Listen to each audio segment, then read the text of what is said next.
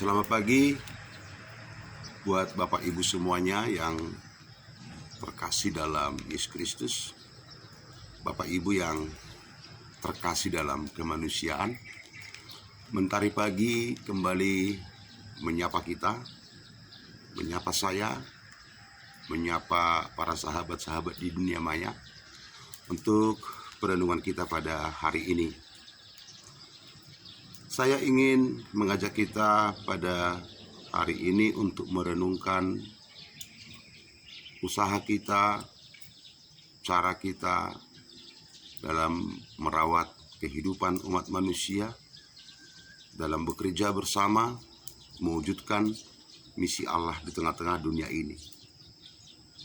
Dan dalam rangka itu, kita seringkali harus melampaui zona nyaman yang kita miliki.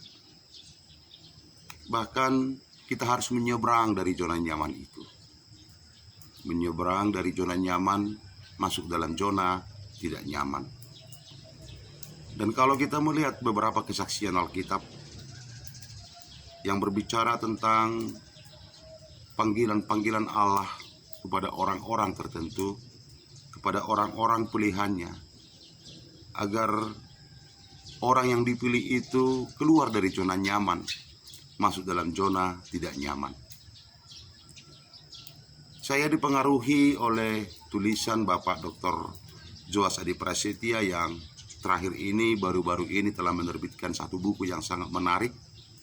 Buku itu berjudul Labirin Kehidupan 2, Berjumpa dengan Allah dalam Peziarahan Sehari-hari.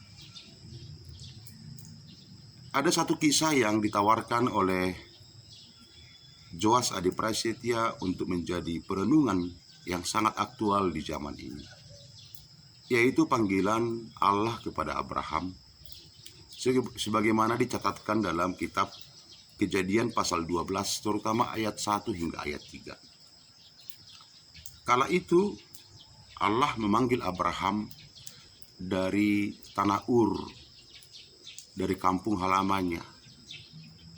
Dan panggilan itu dialamatkan Allah kepada Abraham supaya Abraham menempati suatu tempat yang akan Tuhan tunjukkan bagi dia. Tentu saja Abraham tidak tahu tempat itu di mana. Tentu saja Abraham tidak tahu apakah kehidupan atau kenyamanan yang dia alami bersama dengan keluarganya di tanah Ur akan dia dapatkan juga di tanah yang Tuhan berikan kepada dia dan keturunannya. Tetapi Abraham tidak melakukan soal jawab dalam hal ini dengan Allah.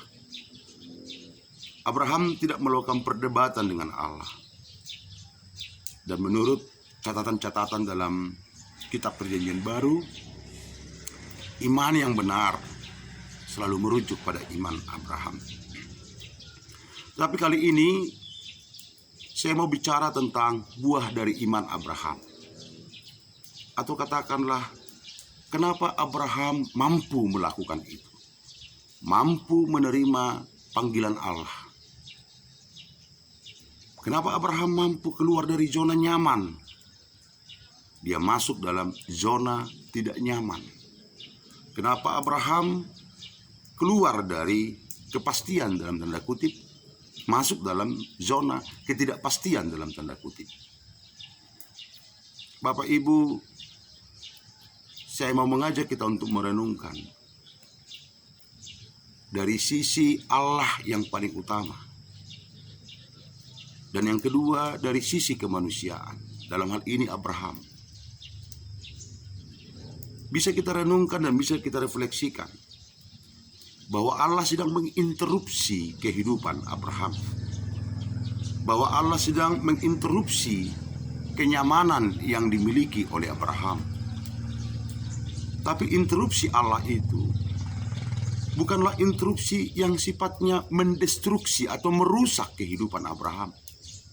Tapi Allah menginterupsi Abraham agar Abraham ikut dalam misi Allah di tengah-tengah dunia ini. Dan misi Allah itu berbuah bagi kemanusiaan. Misi Allah itu berbuah bagi visi dan masa depan nilai-nilai kemanusiaan. Yang mana misi kemanusiaan dan nilai-nilai masa depan kemanusiaan itu terwujud dalam keselamatan Allah yang Tuhan berikan bagi manusia. Sebenarnya di kitab Perjanjian Baru juga kita bisa melihat Allah yang menginterupsi kenyamanan hidup manusia. Yang salah satu contohnya adalah Saulus, yang dalam perjalanannya ke Damaskus, Allah menginterupsi kehidupannya. Kalau kita baca dalam Kisah Rasul 9 ayat 3-6, saat itu Saulus dalam perjalanan ke Damaskus ingin mengejar orang-orang percaya, ingin membunuh, ingin menyiksa orang-orang percaya yang ada di sana. Tapi dalam perjalanan itu, Allah menginterupsi kenyamanan Saulus. Ya tentu saja Saulus seorang tokoh agama atau katakanlah anggota mahkamah agama bagi orang Israel. Dia sudah memperoleh posisi yang sangat nyaman bagi kelompoknya ahli Taurat, bagi kelompoknya orang Farisi, bagi kelompoknya orang Yahudi. Tapi Tuhan melihat bahwa kenyamanan itu harus diakhiri. Kenyamanan itu harus diinterupsi. Untuk apa? Supaya tidak ada lagi darah yang bertumpahan di mana-mana. Supaya tidak ada lagi pembunuhan terjadi di mana-mana. Allah menginterupsi kenyamanan Saulus. Dan Allah bahkan memberikan ketidaknyamanan bagi Saulus. Yaitu apa? Dia akhirnya menerima Kristus sebagai keselamatan bagi dia. Yang tadinya Saulus berubah menjadi Paulus. Lalu kemudian perubahan nama itu berakhir dan berujung pada perubahan status. Dia menjadi seorang pengikut Kristus. Dan perubahan status itu berujung pada perubahan situasi yang dia alami. Yang tadinya dia nyaman bersama dengan kelompoknya untuk mengejar, menyiksa orang percaya. Tapi Allah menginterupsi kenyamanan itu dan memberikan kepada dia ketidaknyamanan. Yang tadinya dia dikejar, disiksa, sekarang dia menjadi pihak atau orang yang disiksa. Nah, dalam kerangka berpikir yang demikian, dalam kerangka perenungan yang demikian, maka kita harus bisa melihat dalam mewujudkan dan mengerjakan misi Allah di tengah-tengah dunia ini, Allah memilih, Allah menentukan, dan Allah melakukan interupsi kehidupan. Interupsi kehidupan dari zona nyaman menjadi zona tidak nyaman. Nah, tadi saya sudah berbicara tentang interupsi Allah mengakhiri zona nyaman kita sehingga kita masuk dalam zona tidak nyaman. Nah, hari ini Bapak Ibu, perenungan ini sangat penting untuk memaknai apa yang terjadi hari-hari terakhir ini. Barangkali kita sudah nyaman dengan apa yang kita miliki selama ini. Kita sudah nyaman dengan aktivitas kita. Kita sudah nyaman dengan pekerjaan kita. Bahkan kita sudah nyaman dengan teman-teman kita yang kita jumpai dalam dunia kerja kita. Namun oleh keberadaan dunia global saat ini, penyakit Corona COVID-19 yang akhirnya seolah-olah kita berada dalam zona tidak nyaman. Kita mengurung diri di rumah.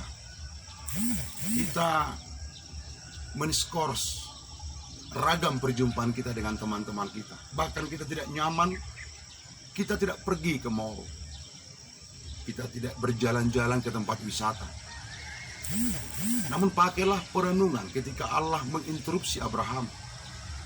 Ketika Allah menginterupsi zona kenyamanan Saulus untuk memaknai apa yang terjadi sekarang ini. Kenyamanan kita diinterupsi oleh Allah. Kenyamanan kita di dunia kerja.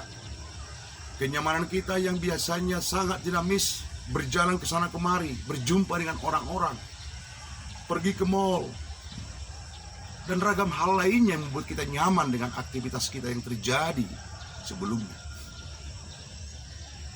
Renungkanlah bahwa hari ini Tuhan sedang menginterupsi kenyamanan kita itu. Tuhan sedang menginterupsi rasa nyaman itu. Kita ada di rumah, kita melakukan social distance, tapi merujuk pada bacaan atau perenungan Abraham dan Saulus ketika Allah menginterupsi kenyamanan kita.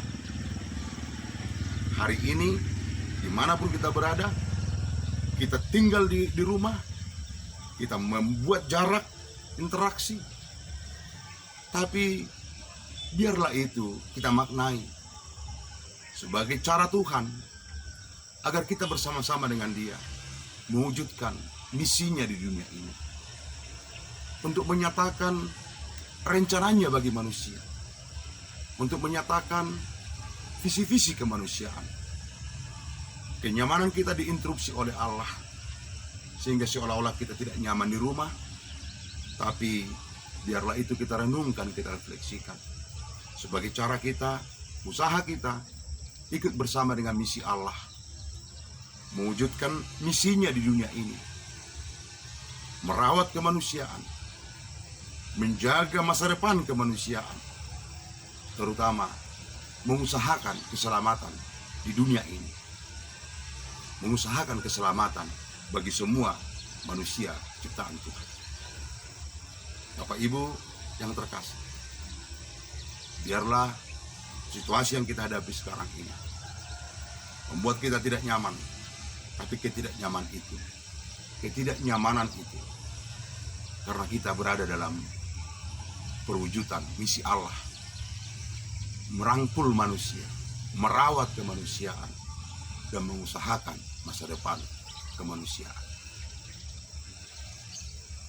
Di hadapan atau di belakang saya ada hamparan warna hijau, dan biarlah hamparan warna hijau mengingatkan kita betapa pentingnya kita semuanya bergandengan tangan merawat kemanusiaan. Dari bumi Lurah Selindung, dari GKP Syed Huta, saya menyapa kita semuanya. Selamat pagi, selamat bekerja.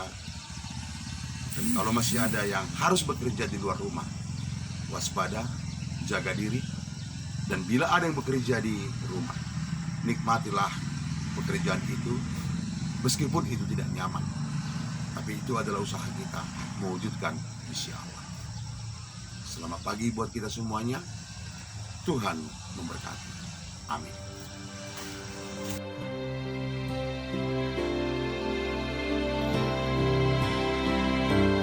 Ku yakin saat kau berfirman,